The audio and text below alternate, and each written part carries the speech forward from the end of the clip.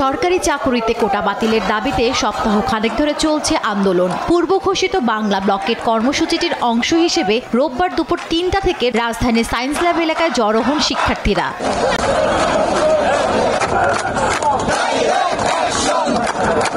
পরে চাংখারপুল শাহবাগ প্রদক্ষিণ করে কোটা বিরোধীরা অবস্থান নেয় বাংলা মোটর। সড়কে যান চলাচল বন্ধ করে এ সময় তারা স্লোগান দিতে থাকে।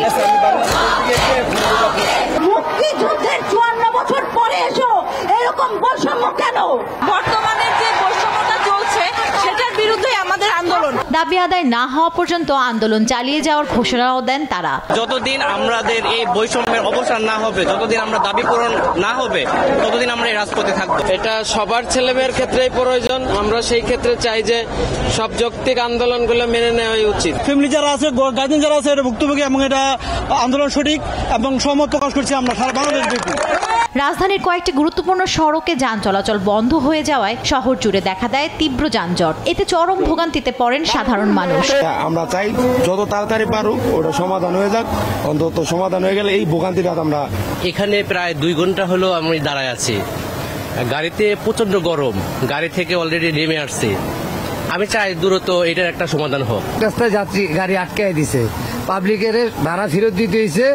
এখন মনে করেন এই ঝামেলাটা তো আমরা চাই না। আমরা গরিব মানুষ, আমরা দিন আনি দিন খাই। সন্ধ্যায় আন্দোলনকারীদের তুলে নিয়ে যাওয়ার গুজব উঠলেও পরে সমন্বয়কারী বিষয়টি খোলাসা করেন। মাননীয় প্রধানমন্ত্রীর কার্যালয় থেকে ঊর্ধ্বতন কিছু কর্মকর্তা আমাদের দাবি দাওয়াগুলো জানতে এসেছিলেন।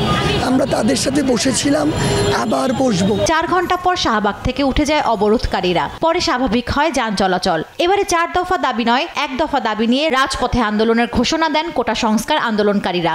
প্রধানমন্ত্রী নিজেই সংসদে দাঁড়িয়ে আমাদের কোটা বাতিলের পক্ষে রায় দিয়েছিলেন।